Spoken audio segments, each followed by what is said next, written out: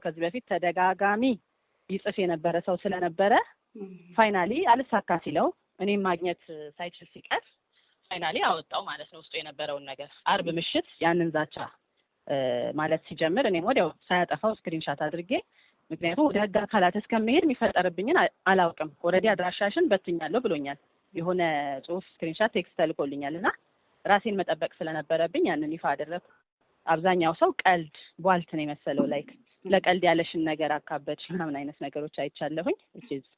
ለኔ ቀልድ አይደለም። ማንም ሰውም ደግሞ እንደዛ ብሎኛ አያውቅም። ቀልድ ደግሞ ቀልድ ሲሆን ቀልድ ነው ያስታውቃል።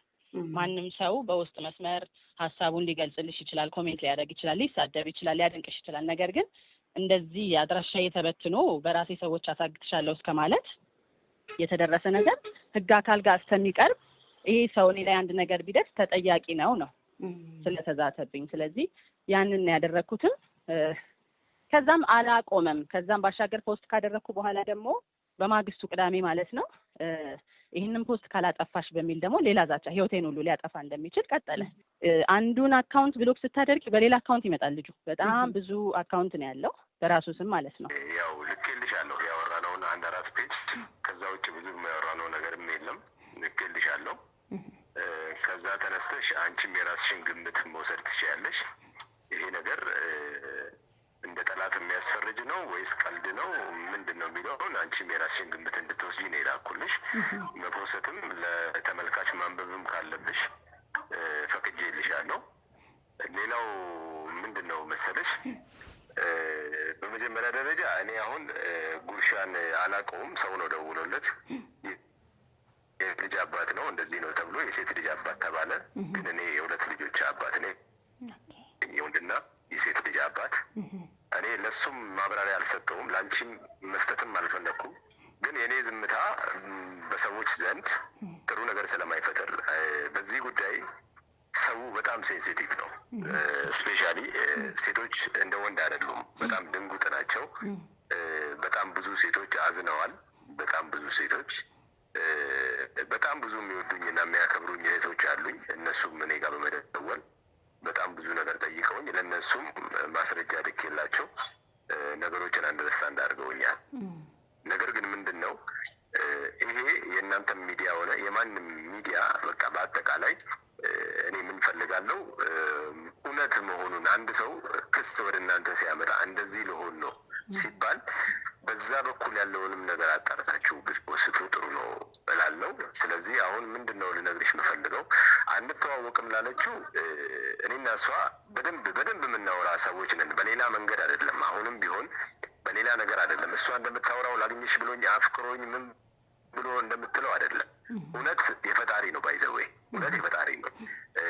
እኔ አንድም ቀን አንቺን አፈቅርሻለሁ ወይ ወድሻለሁ ሚል ቴክስት ካላት ወይ ማስረጃ ካላት እኔ ለማንም ሰው እንድታቀርብ ፈቃደኛ ነኝ። የፈለገችውን ነገር እንድታረግ ምንም አይነት ግንኙነት እንደሌለ። ነገር ግን በዛን ወቅት የዛሬ 6 ዓመት ገደማ ከባሏ ጋር በፍርድ ቤት እንደተለያየች እና በጣም ብዙ የሚያሳዝኑና የሚከብዱ ነገሮችን ስትነግረኝ ስለነበረ ያኔ በደንብ ትሪት ያደረኩ እንደ እህት አወራት ነበረ። ከዛ በኋላ ግን ከመጣው በኋላ ምክንያቱም በማላውቀው መንገድ አታወራኝም፣ ቴክስትም አትመልስም ነበር ቢኮዝ እኔ ለተወሰነ ጊዜ ከዛ በቀደም ቴክስት ሳረግላት የጻፍኩላት ቴክስቶች ነገሩ የምር እንዳልሆነ ስለሚያስረዱ አገተሻለ እንዳላገተሽ የምትለዋም ቃል የቀልድ እንደሆነች ኢሞጂ ስላላት ሰው ሁሉ አንቺ ቀልድ አታውቂም እንደሚል በቃ የሚያስጠላ ኮመንት እያደረገባት ስለነበረ ከዛ በኋላ ያው ሙሉውን ከፖስተች ህዝቡ ስለሚያቀልድ እንደሆነ ያችን ብቻ ቆርጣ ፖስተች። ስትፖስት በጣም ብዙ ወዳጆቼ፣ ቤተሰብ፣ እናት አባቴ ፌስቡክ የሚጠቀሙ እናት አባት ነው ያለኝ ደውለው በጣም አቢዩስ ሲያደርጉኝ፣ ሚስቴ ስትደውል በጣም አቢዩስ ሲያደርጉኝ ደውዬላት በጣም ረጅም አውርተን ብዙ ነገር አውርተን እንዴት እንደዚህ ታደርገኛለሽ? እኔ ጠላትሽ አይደለሁም፣ በምንም ተገናኝተን አናውቅም። ቀልድ ነው የቀለድኩት። ቀልድ መሆኑን ህሊናሽ ያውቃል።